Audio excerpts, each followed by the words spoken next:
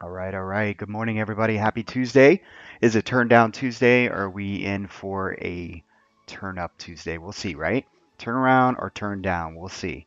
Let's go ahead and get started. We're going to start with the ES futures. You can see here, futures have moved up into the trendy edge. Hopefully, you were able to catch last night. We spoke specifically about price moving up into the 4-hour 9 EMA and also what we call the trendy edge. Okay. And you can see here, I'm going to go ahead and draw. We not only touched the trendy edge, that yellow line that's hiding underneath this 3443, but also right here at the 9 EMA. Notice price moved up and then rejected. So for me this morning to follow suit, I'm just being cautious. What I'd like to see is price actually be able to get over both the combo, the 9 EMA and this edge. If you want, just mark it down, 3443.5. Okay, so I need to see both of these things. If not, then I would expect a pullback, possibly just like yesterday, into the line in the sand. And if we break below the line in the sand, please focus on this pivot low here at or around 3409. Now, here's the thing, that 3409 is very crucial. It is the overall range that we started weeks ago from that pivot low to pivot high. It's the 38.2. The 38.2 is very crucial in the fact that it's keeping the trend of this rally. All right, so that's why price came into this area and then began to bid up, and then we find ourselves on a gap up this morning. Okay, very small gap up, but like yesterday, a couple things that I noted was, yesterday we were at 20 plus points, maybe close to 30. I can't remember off the top of my head, but if you looked around at equity, things were hardly up. It was the same thing when I woke up this morning. I looked at the market. I go to some of the big names like Apple and so forth. I look at Apple right now, and Apple's sitting at, it's up about 37.40 cents. You look at AMD, it's up 17 cents. I go over to Amazon, we're up $1. You know, it's just kind of the same stuff, and you're hearing all kinds of different information out there, whether it's about the stimulus or it's about earnings. I have a hard time thinking that the market is really that concerned about Netflix earnings. I don't think, macroeconomics probably play a bigger part on this, not Netflix. All right. So, regardless, price is going to do what it wants to do. And what I mean is we were able to show you and describe what price would do into the trendy edge in the 9 EMA. That's all it is. It's price action. And then they build catalysts around that, and catalyst moves price quicker either in the direction to my target to the upside or to the downside. Pay attention to, trend right now. That trend is showing lower highs and lower lows. And the immediate trend here is a higher low, lower highs, which equals sideways. Very difficult to trade sometimes. You want to come into this sort of, for me, I come into the mornings and say, hey, if I'm going to counter trend, so it's sideways. So really that could be on both ends. But if I'm trading to the upside, I want to hurry up and get out of positions. All right, so as soon as I'm seeing profits and it's enough for me, I'm taking profits off the table and then I'm pulling stops up and I'm trying to at least keep what I have green. All right. Now, saying that, there have been quite a few positions that I've had paper cuts on over the last 2 weeks. So I've had winners and I've had losers. And it's been a little bit more difficult to navigate. It's easy to go back if you were to come in here and say, and to me, this is where it really shows, how long you've been trading, right? So a novice would sit here and look and say, "Hey, this is easy. You just, go short. It's been 5 days down." But the truth is, we've had gap ups in there, and so people trying to buy the short, is typically at the wrong time, and then we gap up the next morning, and then they get scared out of their positions, and when they start to feel comfortable to go long, is when the market pulls again. All right. So this market's not been easy. Don't take it out on yourself. I've heard traders going short who are getting, who are losing. I have traders who are going long who are losing. It's just one of those type of cycles. Okay. So what I'm looking for today, all right, really fast, is we have these opposing areas, these targets here. Okay, and this is definitely further down on the curve at this 3353, but we are getting closer to a little bit of selling pressure here. Lots of topping wicks showing me selling pressure, and so again, have to be really cautious. We are starting to round out a little bit, but notice these wicks to the downside, they're definitely pushing stops. What we would like to see on the bull side this morning is a nice move up or a rounding formation forming here. I thought we were getting something like that here. Nope. All right, so once again, we try again, maybe rounding formation here. Again, if we can bid above the edge in the 4 hour 9 EMA, you can call it an 8 EMA, whatever you like. This is what I'm looking for. And then I'm looking for that push into at or around 34.70. Now, my notes specifically said yesterday, I'd really like to see bulls hold this level at least for 4 hours. Okay, I want to see a base established within this red box. Once that happens, then I'll look for the pullback and then we can continue moving up here. And you will notice we have this nice little pattern forming. Could be a nice cup and handle, resistance again at this trendy edge, and then a move up here into here. Okay? Now, if we continue down and we take out this session low, then I'm looking for prices to move into 3392, 3371, and possibly 3353. All targets to the downside could be relief bounces. You can see bounces and a turnaround from those. Remember, it's about 10 points equals about $1 in the SPY. Doesn't matter if you trade futures. Can use this blueprint and it really helps out trading the SPY as well. All right, so that's ES. Let's go ahead and go over here, and I'm going to be looking at Apple, Google, and Roku, and a lot of other names, but these are just the three that I'm going to take a look at.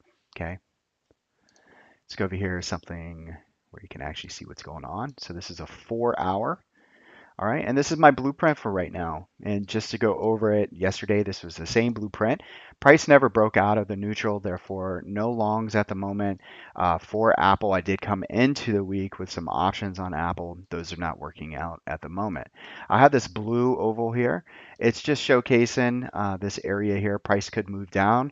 I would be looking for a bounce at or around 114.79 by 114.46. And this is where I'd like to try. Okay, so all of these areas, try, probably stop underneath here. If that doesn't work, probably try here as well. We're going on, if we end up going red again today, we're looking at 6 days down. All right, so if you go back and look at pattern recognition, it's not very often that we're down 6 days straight. Okay. The next thing is if we don't get to these levels, just like the ES, I'm looking to see on a 4 hour if we can break above the 9. But the problem is on Apple, we have resistance here at the edge, we have resistance here at an inside and down, and we have resistance here right there. So guess what? I just want to give you guys some advice. When we are looking at selling pressure above, then what we're seeing is in almost all cases in a down market, in order for us to break through that resistance, usually it's a catalyst. It's just such a it's a slow process. We come up and we hit that resistance, we hit those 9 EMAs, boom, right back down. Come back up, hit it back down. So we need some sort of conviction in the market in order to get everybody on the same side, right? So it's going to have to be something. Again, news is a catalyst that moves price in our favor. So in this case, in order for us to break through all of this resistance, there's going to have to be something that probably comes out. All right. Until then, price is going to continue moving down into these targets. All right. All right, let's look at Google. I noticed this morning it was up nicely and then it pulled back. What I'm looking for here again on a 4 hour, we have a small little gap fill right down here around 1511. I have an alert set. This is a lot like Apple and a lot like ES. So between the curve, if I were using this target and down here at this green box, we're really just kind of getting lower on the curve. All right, and I'm interested down here. It's like midway through. Potential bounce at 1511. And then down here, 1494. And then really overall, I would love to take a position down here in the green box. All of these positions, again, for me, are smaller. Okay, they're smaller until I get some sort of follow through. Right now, I'm not getting any sort of follow through. All right,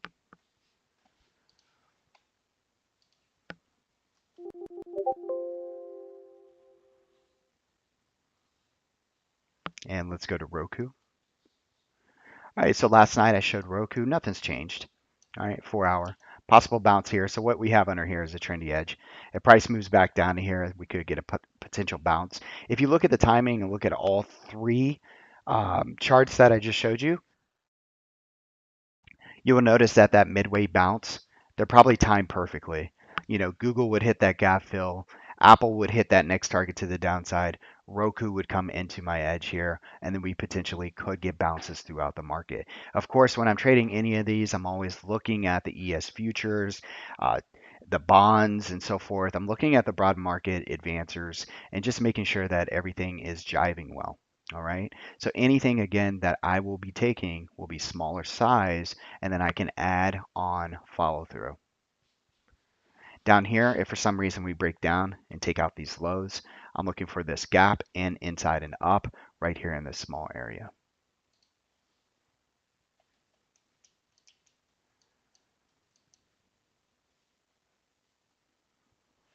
All right.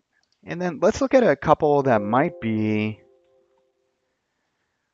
they might show some strength today. So I was in team yesterday. I did really well with two equity trades, and then I jumped into an option. It pulled back, but it's flagging here. Um, the 213 level is kind of a big level. I had this on yesterday, and it continues to pull back, hold. Notice here at the trendy edge, it came down, went bid. We're holding. All right, we're holding the 213. We're flagging.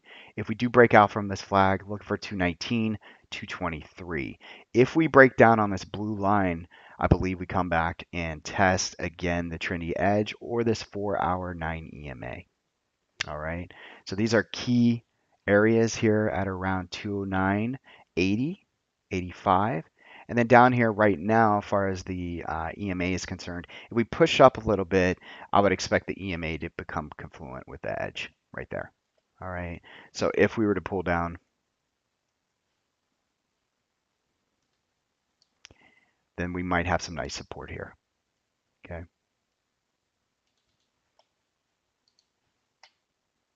And let's go ahead and look at ZM. These are just some extra ones I wanted to look at really quick. Same thing. This was a nice trade in the room yesterday. You can see we had some members take this as well. Pushed it right into, so the neutral was our strategy. It came to the neutral. It pushed up into T1 at 581. Really nice trade. Matter of fact, it is holding the 9 EMA at the moment. If it gets back above 581 and then takes out this high, we're looking for 600. All right, nice round number. All right, so that's all. Let's see, how do you get those targets, fibs, 1.618? So I don't use the 1.618. But I do, so I use a lot of different candle formations for supply and demand, plus Fibonacci. All right, and we do a lot of range trading. So it's a lot of finding range and finding percentages within a range. All right, guys, I appreciate it. I'm going to jump off really quick and I'm going to get to trading. I told my team I'm basically, as they say, going dark. So I'm going to be trading in and out of positions this morning. I'm not really looking to put on long term. I might add to a couple long terms. I have things like DFIN for long term. I have shares in that. I have lithium, LTHM, and shares as well because of the EV market. I'm definitely going to be thinking of a Netflix strategy for earnings. I like to do verticals into earnings. We'll be covering those here in the room today. And there's quite a few things going on. So there's going to be some awesome stuff going on. Good luck to everybody. Like I said, sideways market, be careful. Typically in sideways market, if I'm counter trend trading or anything like that, it's smaller size until I get follow through. You guys have a good week. I'll see you again tonight, tomorrow with some blueprints. We'll see how these work out. Okay. Have a good day.